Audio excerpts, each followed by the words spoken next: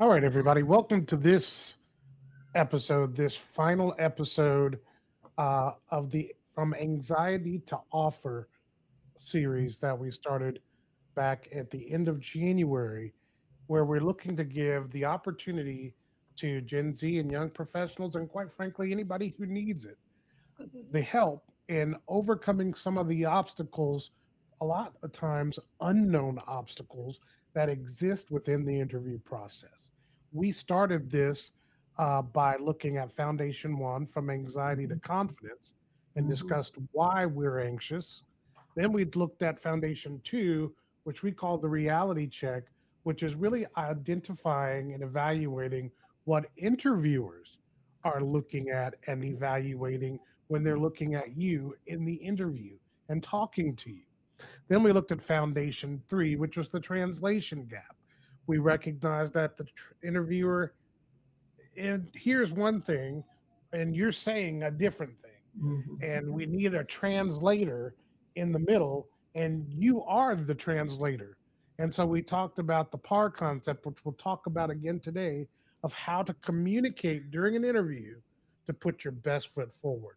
And then finally, in our last session, we talked about reading the room, one of the most important skills, not only for the interview, but for your life, not just even work, Yes. even in your personal life. The ability to read the room could absolutely make all the difference in so many situations and circumstances that you find yourself in. And that leads us to today, where we're talking about closing the deal. So our focus today is going to be, we're going to look at a little bit of before, we're going to look at it during the interview, after the interview, where we're going to focus a lot of attention, and then what happens beyond the interview. We're going to take an opportunity to look at all of those areas today and retouch some ground that we've already covered, and then add some new ground on top of that to make sure that you have the complete playbook that you need to win in your interviews. Let's see. One other thought about this, and it's a thought that we've carried throughout, and it's to remember that this isn't about perfection, it's about reliability.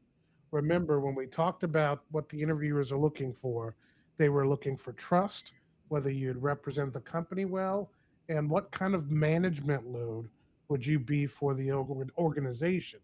A lot of that really boils down to the reliability factor. And so many times we focus on trying to be perfect in the interview that we Mhm. miss communicating the reliability factor Mhm. and demonstrating that we're a trustworthy hire that will benefit you and benefit the organization for years to come. So, with that in mind, we're going to go ahead and jump into the first segment today, and that is the before, which is your strategic preparation. Now, when we talk about strategic preparation, I want you to think back to when we were in the first session, both the anxiety session and a little bit of the interview session. Here's the truth about preparation: preparation is respect. And when you prepare, you show respect for not only the interviewer, but their time, their position or their role in the organization. In other words, that person had to be important enough for the organization, whether they're that area boss, a hiring manager, the HR lead, or an HR director. They had to take time out, and their role positioned them in a place where they are one of the groups of people or one of the individuals that's best suited to determine if you're a good fit for that organization. So when you prepare, it shows respect for their role. It shows respect for the opportunity that this presents and that you've been given. And it shows respect for yourself because you're not coming to the table empty handed. You've spent some time, you've evaluated this organization, and in your evaluation, you've determined that this is something you want to continue with and find out more about it. So it's an opportunity to demonstrate respect all around. But here's the important part: preparation doesn't mean that you have to spend 10 hours researching everything. It means that you're being strategic about what you're actually researching. So you'll gather the information you need, not just everything out there. Let's take a look at a little bit of a checklist that will help you in your research ahead. First, we remind you that we want to research with purpose. When we talked about from anxiety to offer, we talked about researching like a person and not a robot. See, a robot will just simply look at part A and part B and look at a quick mission statement and the about the company, and they'll consider that research. Well, when you're serious about the job, you're going beyond that. You might look at those things as a starting place, but the Right. opportunity to look deeper, you want to look in the company's mission and Mhm. value. You want to look at recent news or projects that the company is involved in. You want to look at who you're meeting, which means you go and jump on LinkedIn and see if you can find that individual and get a sense for their background and what they're about. And then you want to look back at that job description and look at 3 to 5 role requirements that stand out. In other words, you look at that job interview, and there might be some things that are repetitive in that job interview that might clue you in. This is an important skill, or this is an important task they're going to need to have covered. So you want to identify those things. Then you Mhm. want to take it to step two, which is you want to prepare your stories. This is where the PAR principle comes into play. Remember, we want to pick 3 to 5 experiences using PAR. And remember, PAR represents the problem, which is the challenge you face, the action, what you did, and R, the result, which is the outcome. When we communicate in that simple framework and keep it directly to the question that's being asked, we really can win every time with those questions and those answers. Then you want to plan your questions. You want to make sure that you've prepared 3 to 5 questions of your own that you use to ask questions for you. Things like, what does success look like for me here? What do you enjoy here? And tell me about the team culture or some current challenges the team is facing that I might be able to come in and help with.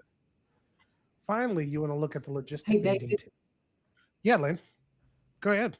I just want to jump in there because you've talked about researching with purpose, planning your questions. There's a great tool out there that everyone can use. It's the annual report. You can find it online. You can look and Mm, get the answers to many of the questions you've got here. This is a great place to plan your questions. Also, you learn a lot about what a company wants to do from that job posting. But there's the reality that the job description in a job posting and the actual job description within the company is a little different in that the job description within the company contains metrics. So between the job description and the annual report, you can get some great questions there, like delve into what are the metrics for this particular whatever it was in that job description that it said was a requirement. So I'm that's just throwing out there that you can find so much information just in the annual report and that job description. that's so true, Lynn. That's actually a wealth of information, and a lot of companies put that out annually. So Mhm. you'll get a good picture of what their year looked like, and then you'll also see, in that annual report, you'll find out things about volunteer work that Mhm. happened in the community, things that the company invested its time, Mhm.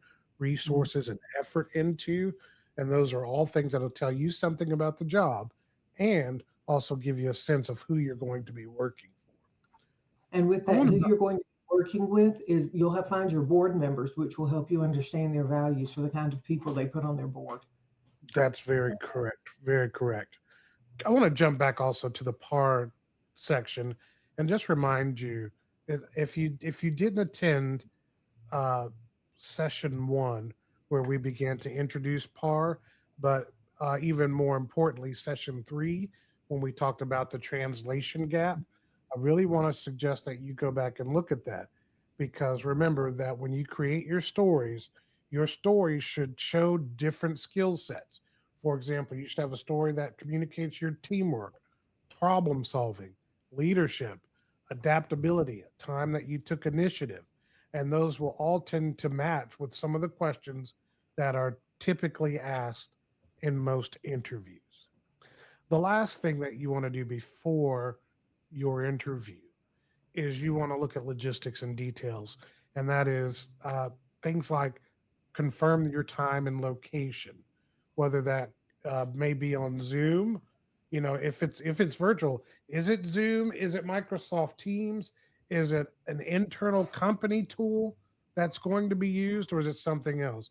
If it's in person, you want to make sure you have the right address and you know who to ask for when you arrive, and then again confirming the time, and then make sure even when you confirm the time, that doesn't mean if your interview's at 11, you show up at 11. If your interview's at 11, you should be expecting to show up somewhere around 10:45. It's never wrong to be a little early. It's always wrong to be a little late. So you want to make sure you have that right. Then, of course, if you're having a virtual interview, you want to test your technology, which David did not do today, and that's why he got in just a little bit of trouble at the last minute. And then, of course, you want to do the fun stuff. Plan your outfit. Plan any materials that you have. I know some of you it may be tedious, but to me, it's fun to put together an outfit. What do I want to communicate with what I'm wearing today? You know, what do I want to say? So you want to take advantage of that, and any materials that you need. You want to carry your resume with you. You want to make sure that if there are any other things that you've been asked for in the interview, you want to bring those with you. And one of the reasons you want to remember to bring your resume is because typically one of the questions that is asked in an interview is tell me about yourself. And again, they don't mean tell me about yourself from the perspective of back when I was six, I had a sense that I wanted to work for this organization. We want to hear a little bit about you as it relates to your skill sets and your work history. It should be a smaller reflection of your intro on your resume, your brief summary statement. Ladies, any other feedback on the before we get to the next session? Well, that test tech, you use this system all the time, David. You know how this works, but you're not always guaranteed it will. So I Correct. just wanted to throw out there, if someone uses Zoom all the time, does not guarantee it's going to work the day of that interview that they have. Get on 15 minutes early, 30 minutes early, and ensure, because I think I get a false sense. I'm going to log in, I'm going to be right there. So I get a false sense, and I don't always go in when I ought to. And I've paid for that as well. Yeah, and you all 90% of the time you walk up to your computer and everything works exactly like it's supposed to. But that Mhm. other 10 happens when you have something important about to happen. So some people call it Murphy's Law. But either way, just be prepared and take the opportunity to check on that before you begin. Now, remember, what is the purpose of all of this preparation? And remember, the preparation helps to alleviate the anxiety that comes with interviews. You may Mm. still feel a little anxious, have the butterflies about actually having the conversation, but it won't be because you're ill prepared. And that's what you want to do. You want to be able to strip away anything that gets in the way of you being as solid and ready and not bothered during the interview process. Okay, let's look at the next part. Um, remember this. Remember, uncertainty creates anxiety. Preparation removes uncertainty. So prepare. That's the key. Prepare, prepare, prepare. Now let's talk about the next section of this, and that's what to do or reminders of what to do during the interview. This is the playbook in action. Now, of course, we want to start with a great impression of a great first impression. We want to start strong. So what do we want to do? We first of all we want to greet with confidence. Again, it doesn't matter whether you're in person or whether you're virtual. You want to make sure that you have eye contact, that you smile, and that if you're in person, you give a firm handshake. And I just want to say something else because I just saw, I keep seeing this statistic come back in front of me, and it is this concept called the Gen Z stare, and it's just this kind of blank look. It's as if you know what it is, and I know where it comes from, and it goes back to that great book we've talked about during this session before, The Anxious Generation, and it's the same way you stare at a phone or iPad screen. Mhm. It's just a blank stare, and that's not that works for the iPad, but that's not human. There's human eye contact that matters. And you need to work to make sure that you make good eye contact from beginning to the middle to the end of your interview. I'm telling you, it's one of the things that the interviewers are saying goes wrong in the interview. They talk about how this generation and young professionals do not make eye contact, or you get the Gen Z stare, which means they don't know whether you understood what was just said or not. So you want to get that right. You also want to make sure that you're using the 10-second scan, which we talked about last week in reading the room. From the moment you hit the door, you want to just pause for a moment. You want to look around the room. You want to see what the mood is, what the body language is, what the verbal cues that are going on in the room that will tell you not only how to enter, but how to handle things as the interview goes on. That was in session four, or foundation four, reading the room. And then finally, as you're starting to wrap up the interview and during times throughout, you want to always express gratitude.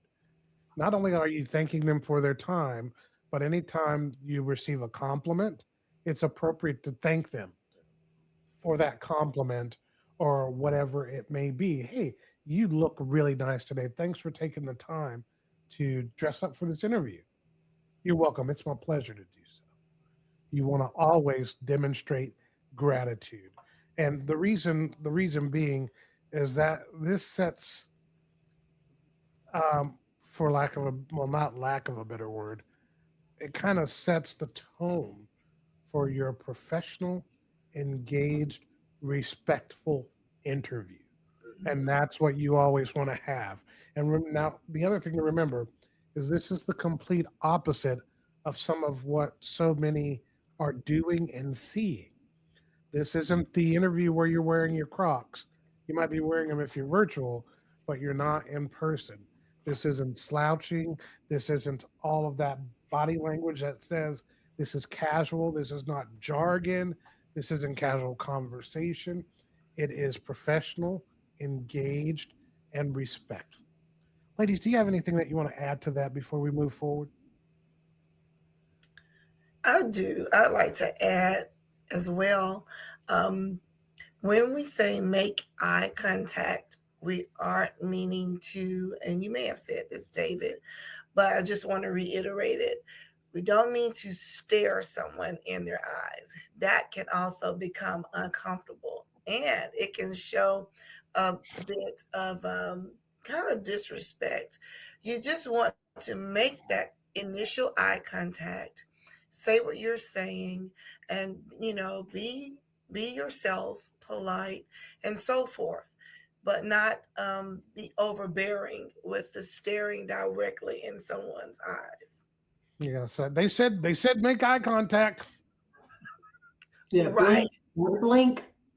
Yeah, yeah. exactly. And Yes. what we're talking about is again, I say this and I don't say it disrespectfully because I respect this generation and I respect young professionals and Mhm. I recognize that what's missing is that they haven't been taught any different. But when you grew up with your phone and your screen, you're just staring at it. And if you don't Mhm. have enough practice with interactions, people interactions, you lose some of the habits that really communicate strong communication skills. And one of those is that eye contact. So it doesn't have to be overbearing, like Rosetta said. It shouldn't be non existent. You want to be in that place where you're making good eye contact. You might be thinking and look away for a moment. You come back, but you want to keep it natural and easy. So now Right. let's look at the second part of the during process, and that is now that you've got your opening set, you now want to be able to talk about answering questions. And again, this is where PAR comes into play. You want to structure your answers by using PAR, being concise, and reading the room. Remember, PAR goes throughout the interview with you as questions are being asked, you're answering them, thinking about the problem, action, result profile. Now, some questions don't require that. If you're asked, looking at the schedule, would you be available for so and so days and these hours? You're not trying to par that kind of question. You're working to par any question that goes to communicating about your skills, your abilities, and situational items that demonstrate how you would handle them. You would handle other questions quite naturally. When we talk about for being concise, each one of those par built answers shouldn't be more than a minute or 2 minutes. If you find yourself 5 minutes down the road, you're probably rambling and way too deep into the story to give them an overview. Now, someone might ask you after you give them the initial par answer, they may say, "Hey, that sounds interesting. Could you expound on that a little bit more?" And then you have now the permission to give them more information, more feedback, more guidance on how you handled that situation. But you don't want to presume that up front. You want to be concise and very clear in your answer. And remember, you're also looking for their behavior while you're giving answers. Are they leaning in? That communicates you can elaborate. Are Mhm. they checking their notes, checking their phone? Maybe you need to stick just right with the pace that the interviewer has and keep moving on. These are all things that are happening during the interview. And let me also just encourage you in this. This is something that you'll get better with over time. Now, I know you may be thinking, I hope I don't get to practice that much. because you're looking for a job and you hope you get it. Well, that's why we tell you practice, practice, practice before it happens. And then when you get into it, you'll see these things just kind of happen naturally for you. You might realize you miss a piece or here or there, but you're still flowing and you're still seeing most of this come into play. And if you find yourself going through multiple interviews, even if you're just going through multiple interviews within the same organization, because remember, organizations can have multiple levels of interviews. Sometimes you can go into a place like maybe a Best Buy or a local company, and you have one interview and they make a decision. But others might have you come in and first interview with somebody who determines whether you're qualified or not and how they feel about you. And from there, that might escalate to a panel interview with your manager and two other people. And then that might escalate to a third interview with the final hiring manager or whatever it may be. Excuse me. But interviews can happen even in the same company multiple times. Don't be put off by that. That's a good thing. The more interviews you go through, the closer you're getting to the job. Mhm. Now, the next piece of the puzzle that we want to look at is we want to look at some of the common interview questions you're going to be asked. Mhm. Things like, tell me about yourself. This is a brief career story and why this role might be a good fit for you. Tell us about your greatest strength. Give us one relevant to a job that you had as an example. Your Mhm. greatest weakness. This is one that people don't like to ask. And we talked about this before. People don't like to talk about where they either missed it or they're not strong, but you want to give them a real weakness and what you're doing to improve it. So, you wouldn't come into the interview and say, well, I'm just flat out lazy and I hope to fix it someday in the future. That's impossible. That's not a good look for your interview. But what you do want to say is, well, I've had trouble in the past with this type of situation. And so to help me to get better at that, I've started using a task list that's helped me to prioritize what's most important and then tackling that list from top to bottom. And now I find that I'm getting more things done day by day. So you want to make sure that you position that well. Why do you want to work here? You want to take the opportunity to connect your values to the company's mission. And remember, you know the company's mission because you looked it up and you have that information in your personal computer, which is your mind. And then tell me about a time where you failed or you experienced a failure.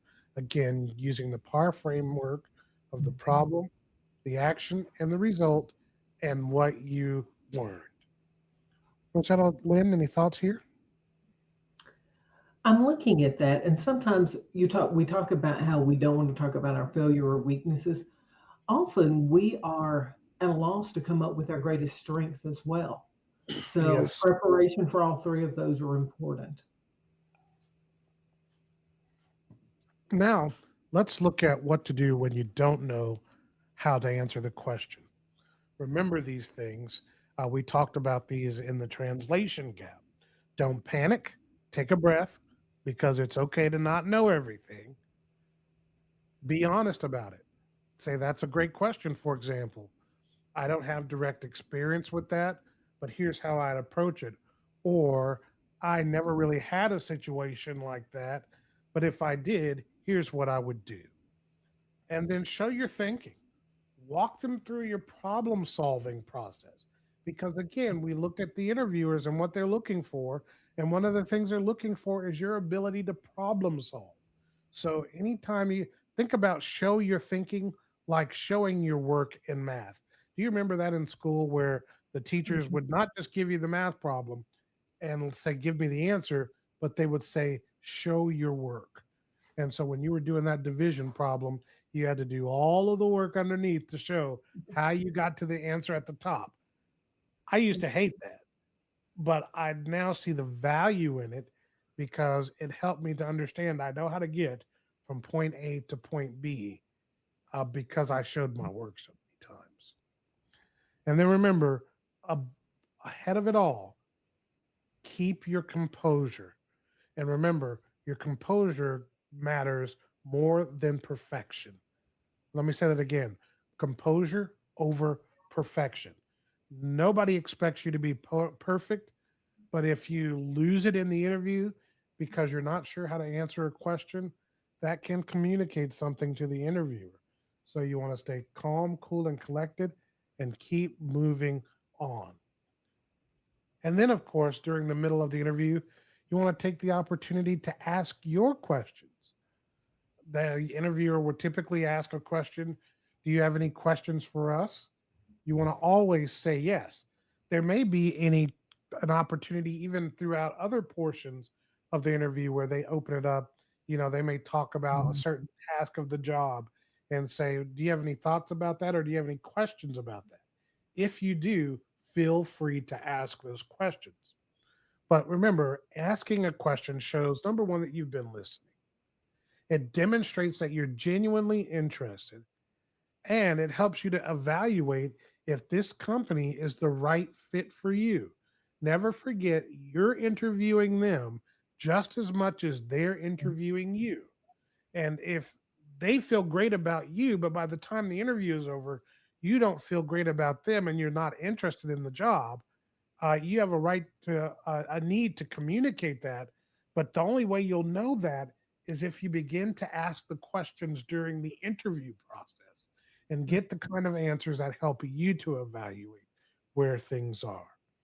And then, of course, you want to make sure that that means having two or three prepared questions.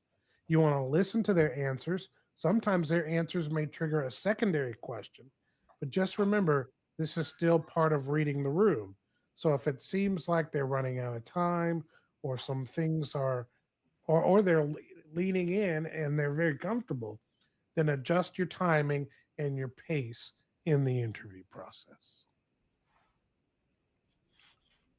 Any thoughts on that section before we move to the close?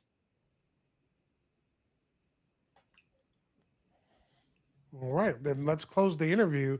In the last 2 minutes, you want to end strong, right? You want to finish as strong as you started. Number one, express interest. This role sounds like a great fit for me. Ask about the next steps. So what are the next steps? If I'm hired, what would be the next steps? Or now that we've completed the interview, what are the next steps that you'll be walking through? You want to again show that gratitude and thank them for the time and the opportunity to come in. And then of course you want to close with that same firm handshake, making eye contact, smiling. And then, of course, you won't make the firm handshake if you're virtual, but you'll still be making great eye contact, thanking them, and then, of course, making sure that you smile so it doesn't look like you just had a tooth extraction during the interview. Mhm. And just remember, your clothes matters. Your clothes actually matters a lot because we want to make a good first impression, and then we want to leave a final impression that says, "This is my guy. This is my girl. We're going to take this and run with them." Okay. Absolutely. So now let's get to the big part that we've been pushing towards, and that's the after the interview. This is where follow up and professionalism all come into play and create an experience that's beneficial both for them and for you. So, first of all, let's look at what the interview doesn't do when you're finished. The interview doesn't end when you walk out of the door. What you do after the interview matters, and it matters greatly because once that interview is over, we talked about a couple of weeks ago in one of these sessions, we talked about the concept of being ghosted, and we're going to talk about that some more in just a second. But do you know, for you to leave your interview and not have any further communication with that interviewer is an equivalent of you ghosting them just as much as they have the ability to potentially ghost you. So make sure you're not doing that, and make sure that you take the next steps that we're going to suggest, starting with Mhm.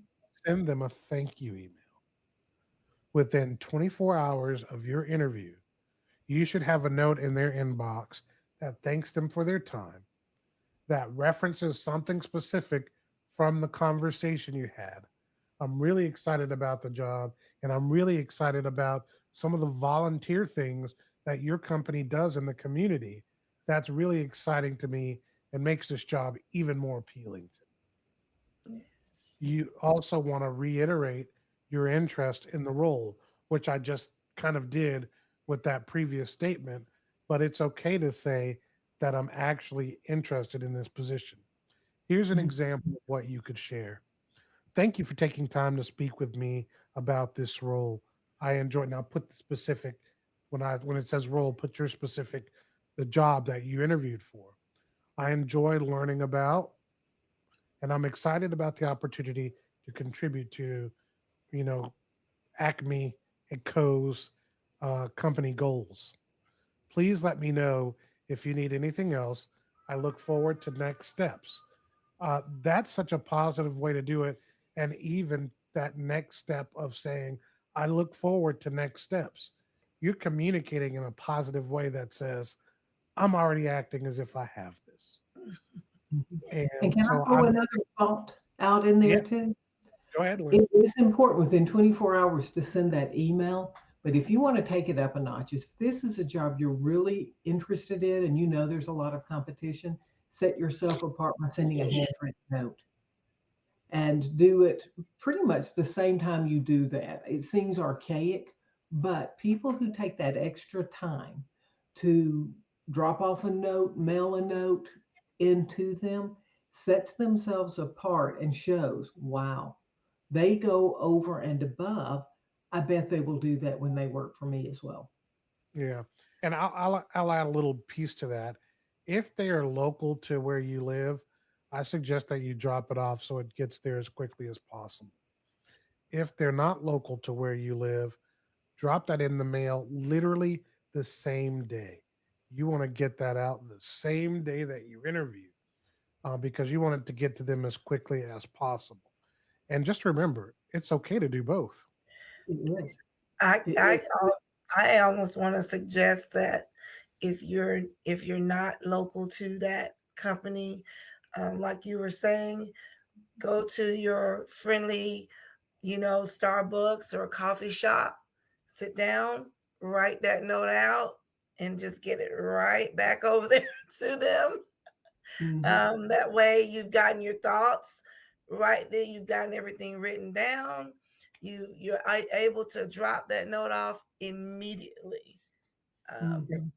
And look, And it's not a I bad know thing. I literally have a right behind me here. You can't see it, but I've got a box of thank you notes that I keep on hand. And the reason why I do that is whether it's a client I'm working with or somebody that I've met that's gone an extra step for me, or whether it's a holiday of some sort, I'm always ready to drop a thank you note in the mail to somebody and have that experience. Go ahead, yeah, Lynn. what I was going to say is I had a friend who talked about a job she wanted so badly. She went down the street and bought half a dozen of whatever cookies that this company Yep. was well known for and went back and dropped it off with the receptionist and talked a few moments about how much they enjoyed being there in the interview, the culture of the office, and was very nice to the receptionist and gave them the cookies.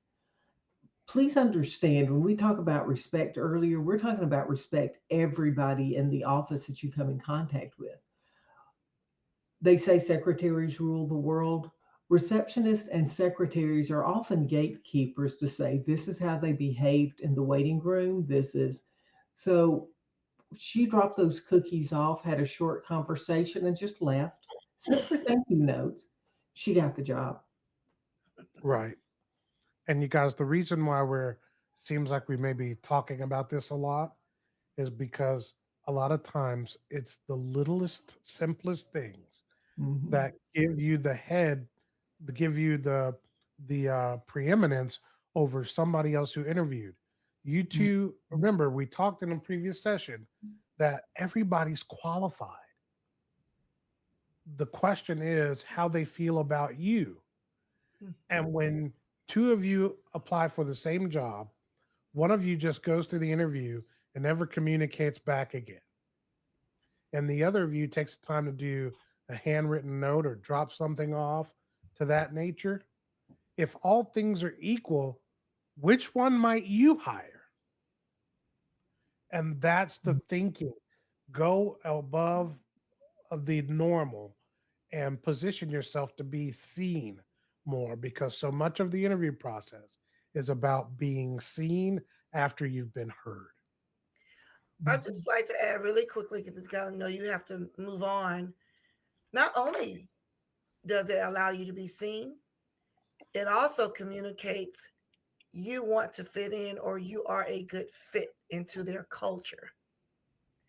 It talks about what you can bring to enhance just who they are in the workspace on a daily basis. Right, Mhm. right. Again, we can't we can't emphasize that enough. But now, in the same token, I want you to know it's also important to send a note if it's not the right fit for you. After Mhm. you go through the interview, and if you determine, I don't think I want this job, or I don't think it's a fit for me, still send the thank you email, still Mhm. send the thank you note. Well, you might ask why. Well, it's because professionalism matters. You never know who knows who. You never know when you might run into, especially if you're working within your local community and you might work different jobs in the same community. Not only do you never know who knows who, but you never know what the connections and bridges are between organizations that could help you to get a head up, or a hand up in another location you may be interviewing. You want to build your reputation in every interaction. Lynn and I were talking about this yesterday. It's called your personal brand. And Right. thank you notes and positive communications help to communicate something about who you are. What is David McIntyre's brand? What is Lynn Nester's brand? What is Rosetta McDowell's brand? What's your brand? Those are all important questions Mhm. that people ask when they're connecting with you. And by sending that note, you're doing some personal branding that is positive. You also may cross paths with that person again in your career, and when you do, it may present an opportunity.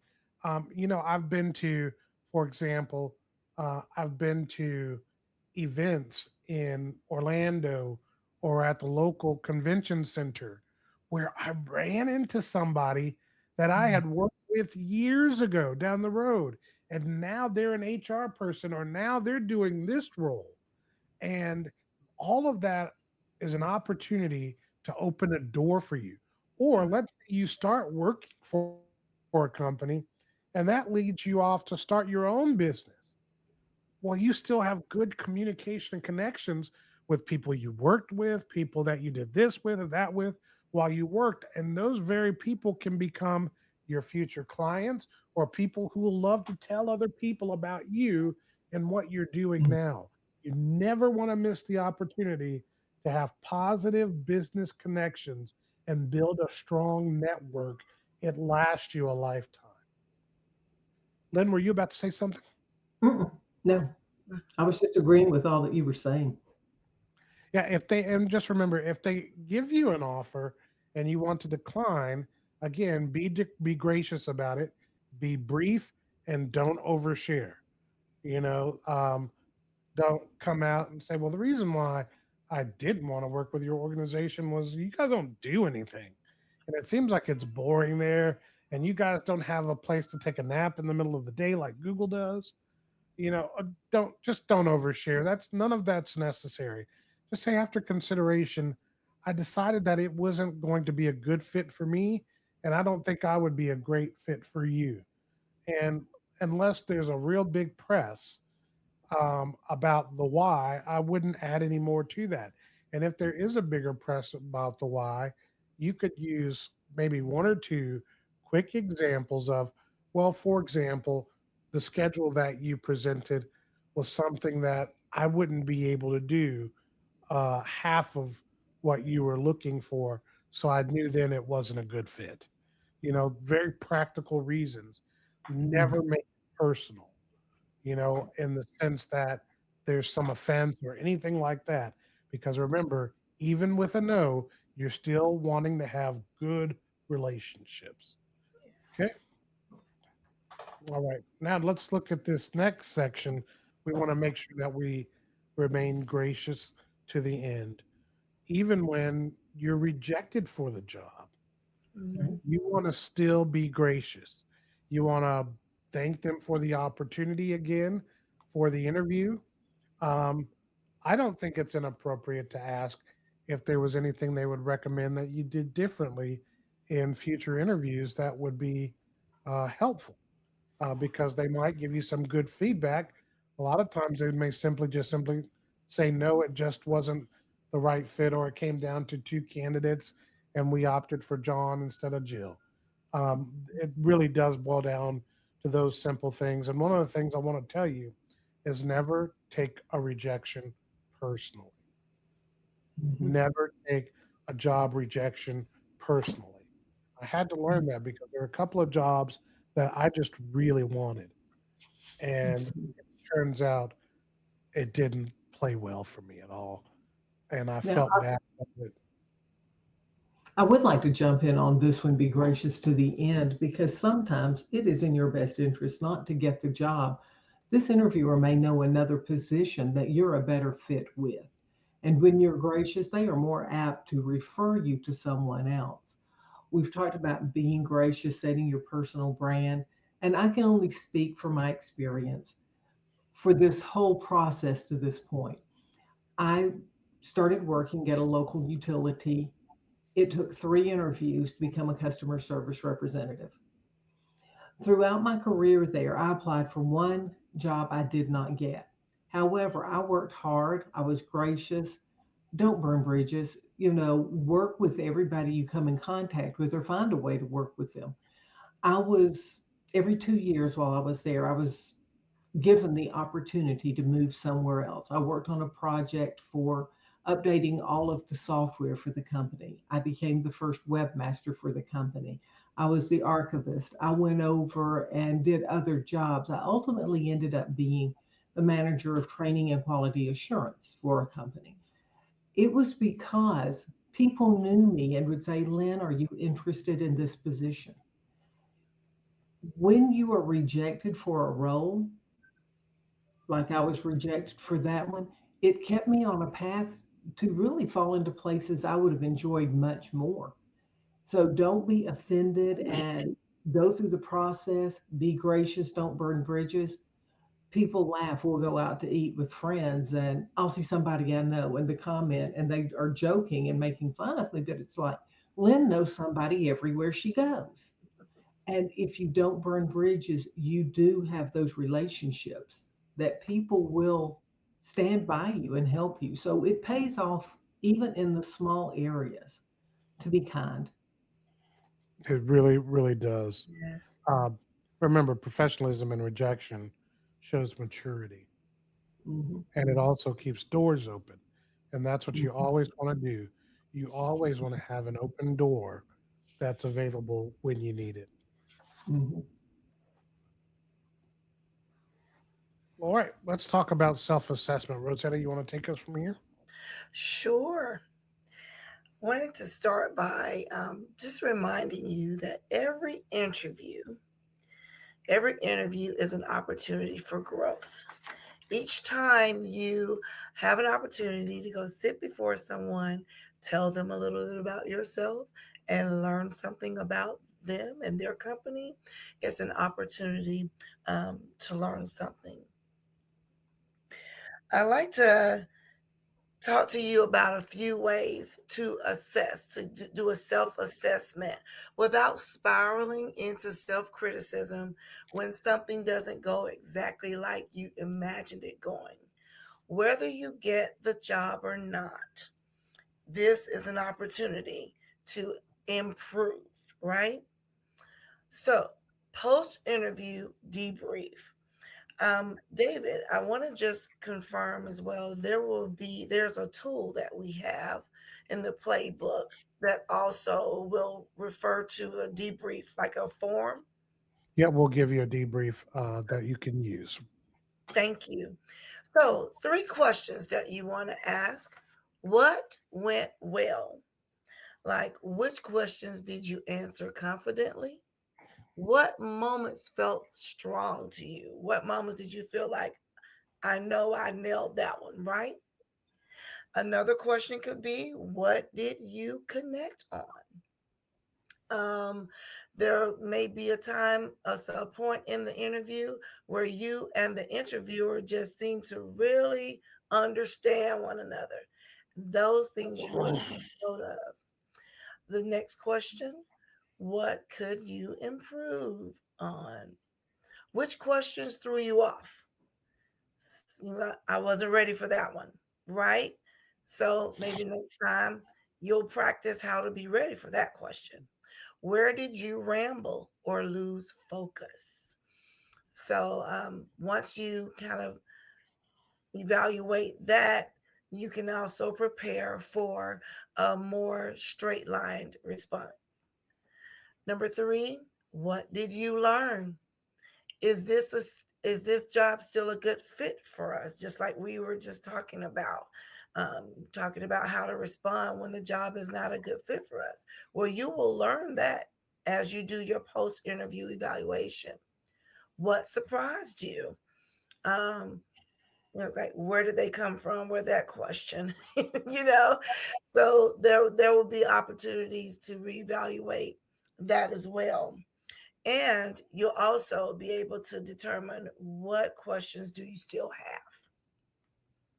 So we want to kind of reframe and rethink what it means to bomb. You know, what bombed? Don't spiral. Reframe it constructively.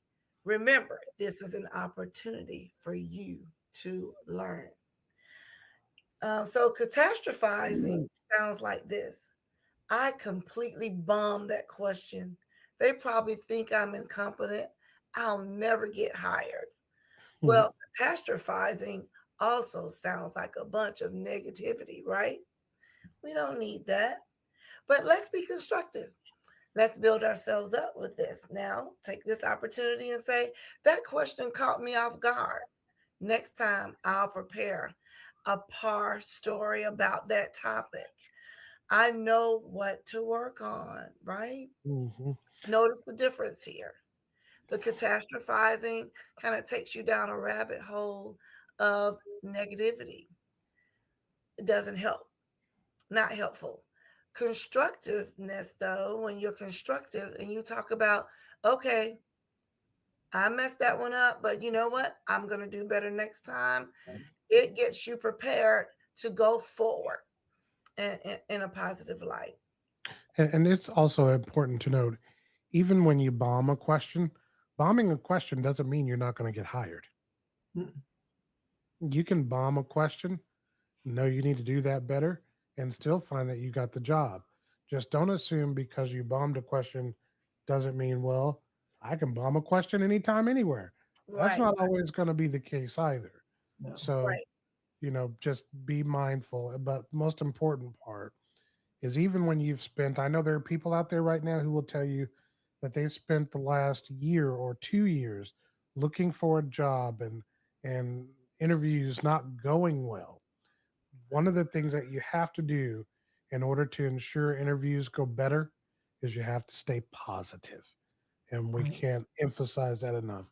You have to stay positive with every interview, and you can't let one bad interview jade you from the rest of them. And that's something Gen Z and young professionals have to guard against. Just because somebody was shady in an interview or didn't handle it well or treated you a certain way doesn't mean you should be skeptical of everybody else. Everybody else is their own company, and they produce the outcomes for their organization that they need. Go ahead, Rosetta. Is it, well, I just wanted to add as well. No, this we're talking about this is all going on during the interview, right? If you're sitting there in the interview and you realize what you said or how you responded, you feel like you bombed. This is a in the moment recovery opportunity, right? Mhm. So you have to keep your composure, as we talked about before, and you're saying to yourself, even in that moment, okay, let's recover and take a breath and move forward, right? One rough answer cannot ruin your opportunity for this position. Just always remember that. You want to build your interview muscle, and every interview makes you better at interviewing. Remember this, it's a skill, not a talent. A skill takes practice, a skill has to be developed. And so you're fine. Just keep going. You're going to track your progress after 3 to 5 interviews. Always do your assessment, your debriefs. You'll see patterns of what you did well, and you'll be able to um, go ahead and practice those and get ready for the next opportunity. So this is progress. This is what this evaluation will help you do. The debrief helps you to make progress, and you can celebrate that. All right, so let's talk about navigating rejection and ghosting. That's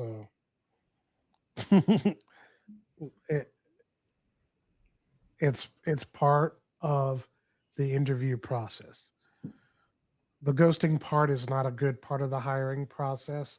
And as I've said previously, HR and hiring managers have to do better.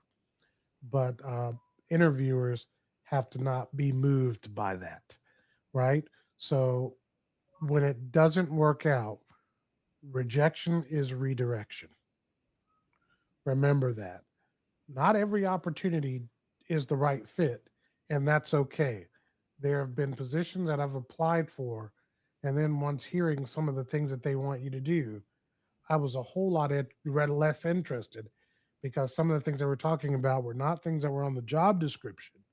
And I had to evaluate whether I thought that was a good fit for me. But just remember, some people would say rejection is just the way of redirecting you to the place you are supposed to be. Remember to stay professional. Remember to send a gracious response. Ask for feedback if it's appropriate. Keep the door open. You never know when another role might come up. Or when you were initially told you weren't going to get a job, and then find a couple of weeks later, you get a call back asking you if you want that job Mhm. because something didn't work out or something didn't happen the way that it was supposed to. And now what you thought you lost was actually yours. Remember to keep the door open. And that means not being offended, right? Well, they didn't accept me and take me into this job the first time. So I hate that company and I'm never working for them again. You're already in the wrong headspace. You're in the wrong headspace. Come back, touch grass, and then just take it easy and keep the door open to every opportunity. And then, as Rosetta just shared, learn from it. Use the self assessment that you have to improve for the next time. So, as we kind of close here, um, we want to look at getting ghosted. And getting ghosted happens. Some of you may have already been in an interview process where you were ghosted, either before the interview happened or afterwards. The first thing we want to encourage you to do is wait the timeline they gave you, usually 1 to 2 weeks. Send a polite follow up email on whatever it was about or whatever happened. You know, if somebody got your resume and said, all right, we're going to reach out to you in a certain amount of time. If you hadn't been reached out to by that time, send a polite follow up email that says, hey, I wanted to know where this sat. I sent my resume on such and such date and wanted to make sure that you got that and if there were any questions I could answer. If you don't get a response after that, it's okay to move on. And then again, don't take it personally. It's a broken system, not you. The system's broken, not you. And remember, your control is in how you respond, not in what you can't control. All right. So you can only control what you can control, leave everything else to the people that it belongs to. And then finally, your complete interview system is put together. We have the before, research, prepare, plan, and handle logistics. During, open strong, structured answers, reading the room, asking the right questions, and ending strong just like you started strong. Then after, we have the thank you email, staying gracious, and being professional. And then learning, taking the self assessment and learning from your own mistakes and the questions that you got, questions you may not have been prepared for. And then you want to reframe any setbacks that showed up. And then you want to track your growth. So we're going to make sure that you get the playbook for this. Um, and in that playbook, we're going to give you some documents that are going to help you. But before we share those documents, remember, this isn't about perfection, it's about reliability. Mhm. Preparation removes the anxiety from uncertainty. Every interview is a learning opportunity, so learn from it. Professionalism matters in every outcome. And remember, you have agency or you have control and how you respond in every situation and circumstance. So, with your playbook, not only are you going to have access to the companion guide that goes with this session, but you're also going to get our interview journey checklist, which is a 4 phase walkthrough from getting the interview to the follow up. It's just a checklist that you can walk through to make sure you take each step that you need to take during the process. We're also going to give you a self assessment form where you can track, you can use it, you can make copies of it after every interview. You can use it to track things about that interview to help you win and help you to see if there's any patterns, build some new answers, update any information that you need to. Of course, you'll get this full recording of this workshop. And I also mentioned the companion materials. And then we're going to share 2 guides with you. The first is going to give you an overall picture of the playbook and how an interview happens from start to finish and what you should do in it. And then the second one, we're going to remind you what to do when you bomb a question and give you a couple of examples of how to properly reframe questions so that you can practice doing it yourself. And if there's one thing that we don't say in this episode that we've said in others, is that the key for you to be good at this is to practice, practice, practice, practice the behaviors that you want to exude in the interview, and you'll see them come forward. So we open the floor for any questions that you have. You can use the chat in the comment section or the comment section below if you're watching on YouTube or one of those platforms. And you can post here in our school distribution group, and we'll get answers back to you on any questions that you may have. So that's the it. That's it of the Anxiety to Offer series. You have everything that you need to help you win in the interview process. What you have to do now is do the work of practicing and taking each section and make sure that you understand what's there and then you put it to work.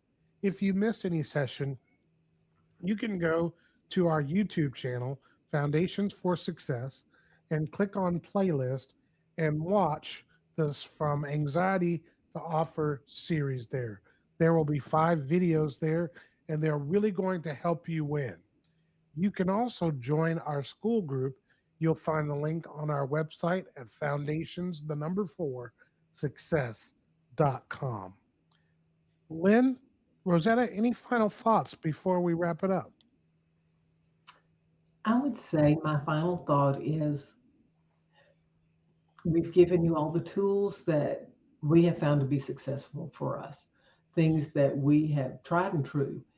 It's your responsibility to take those tools and use them to the best. And I look forward to seeing comments on here about the success that you have experienced because you've used this. And I'm so glad you've been a part of it. I'd just like to say thank you so much for allowing us the opportunity to share with you. Hope that it has been helpful.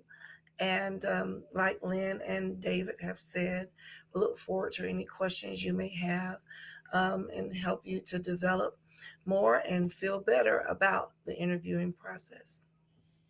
It's no doubt that if you use these tools, you're going to win. And that's why we created this. We're so grateful for you. Thank you for watching these videos and participating in this series. Again, drop a note, drop a comment, or send us a comment to info at foundationsforsuccess.com and tell us how this is helping you or what you've gotten out of these sessions. And that'll help us as we create future sessions. And speaking of future sessions, if there's something that you'd like to see us cover in the future, don't hesitate to share that. You can get more from us on our website. You can always visit our blog, or you can check out the Beyond Day One podcast. It's available every Wednesday on YouTube. Until then, I'm David. That's Lynn and Rosetta. We'll see you next time.